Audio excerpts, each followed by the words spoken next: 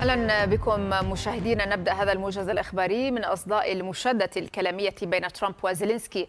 الرئيس الأوكراني وفي أحدث تعليق له قال إنه كان من المهم أن يكون صوت أوكرانيا مسموعا على حد قوله. زيلينسكي كان رفض البارحة الاعتذار لترمب، لكن في الوقت نفسه قال إنه يحترمه ويحترم الشعب الأمريكي. وخلال مقابلة مع شبكة فوكس نيوز الأمريكية عقب لقائه بترمب، قال زيلينسكي إنه لا يدين بأي اعتذار لترمب، مضيفا أنه لن يعود إلى البيت الأبيض.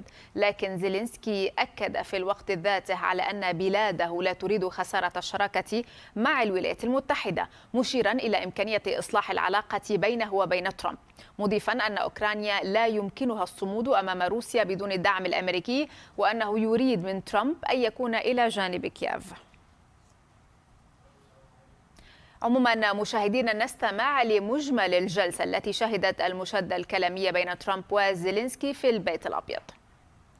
You see the hatred he's got for Putin. It's very tough for me to make a deal with that kind of hate. He's got tremendous hatred, and I understand that. But I can tell you, the other side isn't exactly in love with, him either. So it's not a question of alignment. I'm aligned with the world. I want to get the thing set. I'm aligned with Europe. I want to see if we can get this thing done. You want me to be tough? I could be tougher than any human being you've ever seen. I'd be so tough.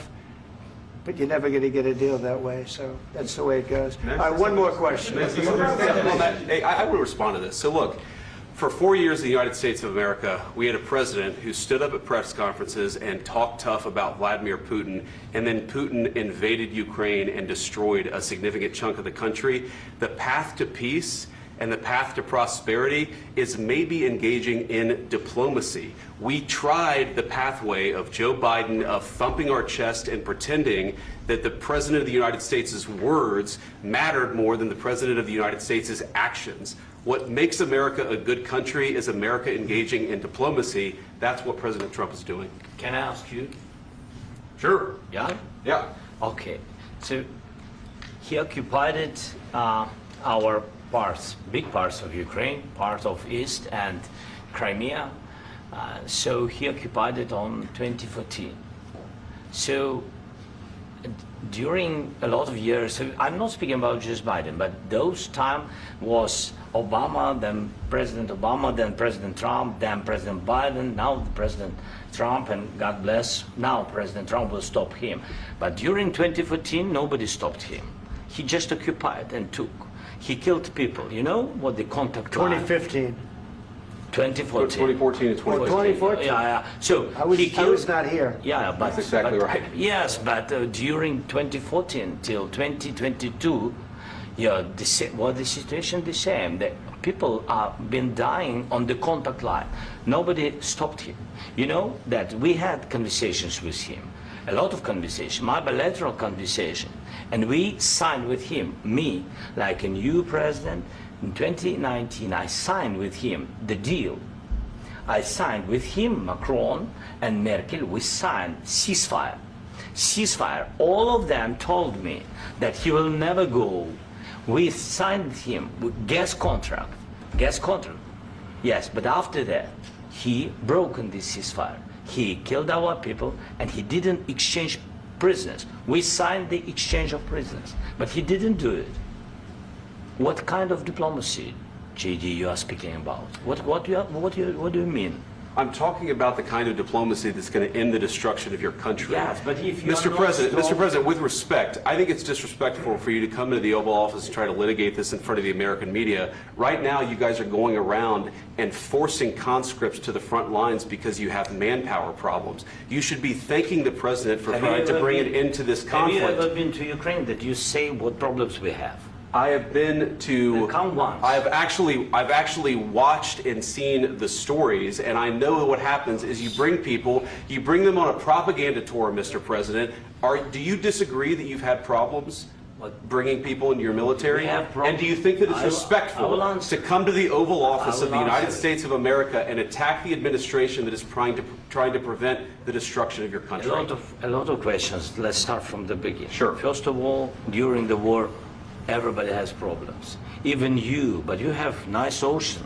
and don't feel now, but you will feel it in the future. God bless. You don't know that. God bless. You don't God know bless. that. You will not have a war. Don't tell us what we're going to feel.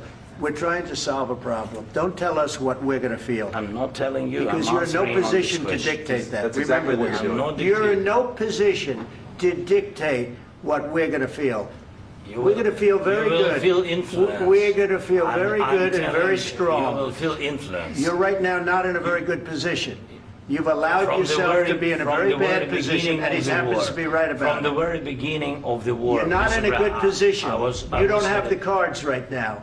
With us, you start having I'm not playing cards. Right now, you don't. I'm You're playing serious, cards. Mr. President. You're I'm playing very cards. serious. You're I'm gambling the with the president lives in of war. millions of people. You think- You're gambling with World War III. What do you think You're about? gambling with What do you World think War about? III. And Yeah. what you're doing is very disrespectful to the country, this country, I'm that's with backed all respect to you you, far I'm more than a lot of people I'm said very they respect. should have. Have you said thank you once? This A lot entire of meeting? times. No, in this Even entire meeting, today. have you said thank Even you? today. You went to Pennsylvania and campaigned for the opposition in October. Offer some words of appreciation for the United States what of are you speaking America about? and the president who's trying to save your country. Please, you think that if you will speak very loudly about the war, you He's can... not speaking loudly. He's not Yeah. speaking loudly. Your country is Can I- in big can- trouble. can I Wait a answer? minute. No, Can you've I done a lot answer? of talking. Your country is in big trouble. I know. You're not I winning. know. You're not winning this. You have a damn We- good chance of we are coming out staying- okay because of Mr. us. President, we are staying in our country, staying strong from the very beginning of the war. We've been alone, and we are thankful. I said thanks You haven't in been this alone. cabinet, You and haven't not been only alone. in this We cabinet. gave you, through I this said stupid thank you. president, $350 billion. You voted we gave for you your military president. equipment, You and your voted men for are your brave, president. but they had to use our military. What about If you didn't have You our invited military me- equipment, you invited if me you to didn't speak- have our military equipment, this war would have been over in 2 weeks. In 3 okay? days, I heard it from Putin. In 3 days, this is something Maybe new. less. In 2 weeks, of course, It's yes. going to be a very hard thing to do business like this. I Again, tell you. just say thank you. I said a lot of Except times that there, thank you except to that- American people. Except that there are disagreements, and let's go litigate those disagreements rather than trying to fight it out in the American media when you're wrong. We know that you're wrong. But you see, I think it's good for the American people to see what's going on. I understand, sir. I think it's I very understand. important. That's why I kept this going so long. You have to be thankful. You don't have the I'm cards. thankful. You're buried there. Your people are dying. tell you You're again, running I low know. on soldiers. Don't- Listen, don't, please, you're running Mr. low on President. soldiers. It would be a damn good thing. Mr. And then President. then you tell us, I don't want a ceasefire. I don't want a ceasefire. I want to go and I want this. Look, if you could get a ceasefire right now, I tell you, you take it so the bullets stop flying and your men stop getting killed. Of course, we want to stop the war. But you're I saying said- you don't want a ceasefire. But I said to you, I want a ceasefire. with guarantees. Because you'll get a ceasefire faster than an agreement. Ask our people about ceasefire, what they think. That wasn't doesn't with matter me. for you what- That what wasn't this with me. means. It That was with wasn't with you. a guy named Biden, who was not a smart person. This That is was your, with, this that is was with your Obama. president. It was your president. Excuse me. That was with Obama, who gave you sheets, and I gave you javelins. Yes. I gave you the javelins to take out all those tanks. Obama gave you sheets. In fact, the statement is Obama gave sheets and Trump gave javelins. You got to be more thankful, because let me tell you, you don't have the cards. With us, you have the cards. But without us, you don't have any cards. One more question to Mr. Vice President. I'm sorry. It's going to be a tough deal to make, Um, because the attitudes have to change. what if Russia breaks ceasefire? What if Russia breaks peace talks? What do we do then? I understand that it's a heated conversation right now. What are you but saying? what She's if asking, what if Russia Putin breaks the ceasefire? What if anything? What if a bomb drops on your head right now? But they have Okay? broken the What if they ceasefire broke it? many I don't know. They broke it with Biden, because Biden, they didn't respect him. They didn't respect Obama. They respect me. But what Let me tell you, Putin went through a hell of a lot with me. He went through a phony witch hunt where they used him and Russia. Russia. You ever hear of that deal? That was a phony Hunter Biden, Joe Biden scam. Hillary Clinton, Shifty Adam Schiff. It was a Democrat scam. And he had to go through that. And he did go through it. We didn't end up in a war. And he went through it. He was accused of all that stuff. He had nothing to do with it. It came out of Hunter Biden's bathroom. It came out of Hunter Biden's bedroom. It was disgusting. And then they said, oh, the laptop from hell was made by Russia. The 51 agents. The whole thing was a scam. And he had to put up with that. He was being accused of all that stuff. All I can say is this. He might have broken deals with Obama and Bush, and he might have broken them with Biden. He did, maybe. Maybe he didn't. I don't know what happened. But he didn't break them with me. He wants to make a deal. I don't know if you can make a deal. The problem is, I've empowered you to be a tough guy. And I don't think you'd be a tough guy without the United States. And your people are very brave. But you're either going to make a deal or we're out. And if we're out, you'll fight it out. I don't think it's going to be pretty, but you'll fight it out. But you don't have the cards. But once we sign that deal, you're in a much better position. But you're not acting at all thankful. And that's not a nice thing. I'll be honest, that's not a nice thing. All right, I think we've seen enough. What do you think? Huh? This is going to be great television, I will say that. All right. We'll see what we can do about putting it. وإلى موضوع آخر ومتابعة لردود الفعل على خطاب الزعيم الكردي عبد الله أوجلان، ذكرت وكالة أنباء مقربة من حزب العمال الكردستاني أن الحزب قرر الامتثال لدعوة أوجلان بالتخلي عن السلاح وإعلان الوقف فوري لإطلاق النار.